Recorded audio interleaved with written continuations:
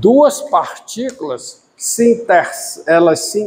uma intercepta a outra ou não, se elas passam por o mesmo ponto no mesmo instante.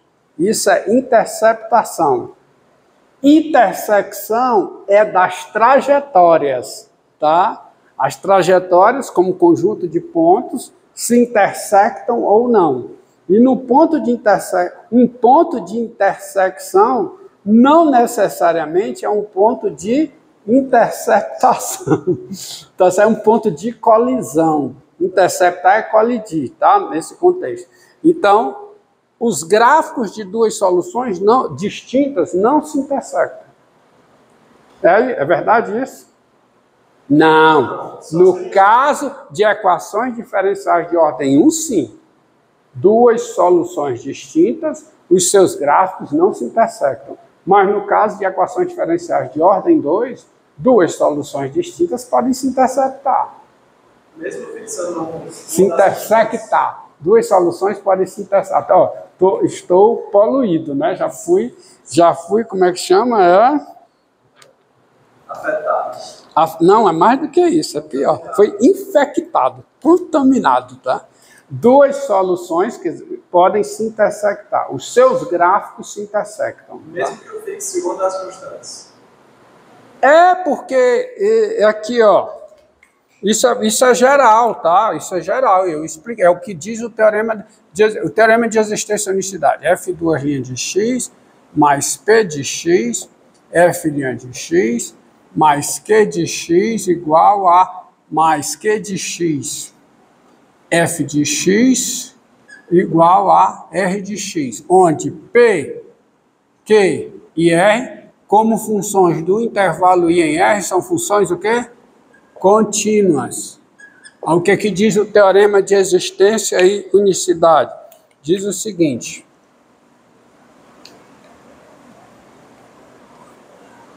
Está aqui o intervalo I. Intervalo I. Se eu pegar um Z0 aqui, qualquer, em I, um Y0 qualquer, real, e um Z0 qualquer real, bem, primeiro dado esses dois, eu tenho um ponto. E dado o Z0, eu tenho uma reta com coeficiente angular Z0, certo? Então, eu tenho, dado Z0 real, eu tenho uma reta T com coeficiente angular igual a Z0. O que aqui o teorema de existência e unicidade, para essa equação aqui, diz? Diz que, passando por esse ponto, há uma única solução, e quem passa por o ponto é o gráfico da solução. Então, eu posso falar nesses termos, você entende, tá? Passando por esse ponto, há uma única solução definida em todo intervalo I que tangencia essa reta.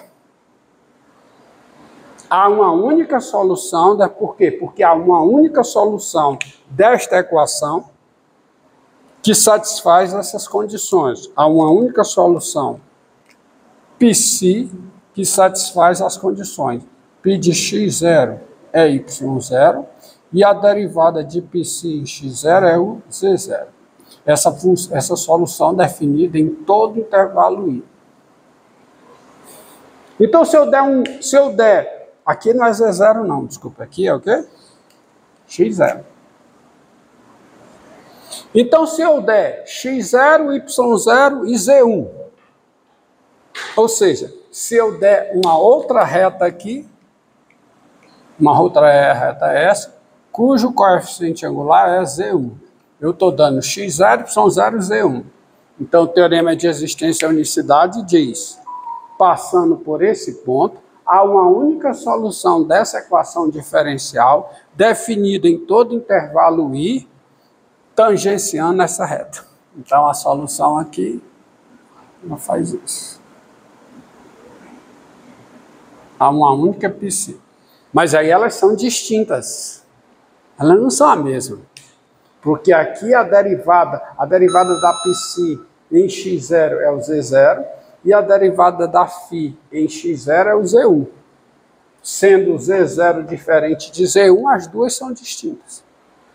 Tá? Há uma única solução Psi de I em R, que ponto x0 é y0, a psi no ponto x0 é y0, e a sua derivada em x0 é o z1. Não há como você explicar os procedimentos de resolução de equações diferenciais sem invocar o teorema de existência e unicidade, que é o único teorema assim, geral, tá? É teorema de existência e unicidade, para equações diferenciais de ordem 1, equações diferenciais de ordem 2. Na hora que você vai para os procedimentos de resolução, você precisa invocá-lo para justificar os seus procedimentos na resolução. Não vejo como.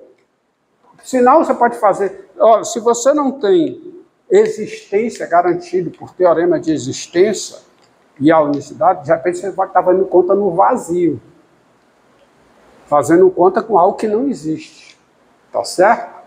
Então, por isso, por esta razão, é que antes de partir para fazer as contas, eu enuncio o teorema de existência e unicidade, porque ele justifica muitos dos meus procedimentos, tá? Para a resolução.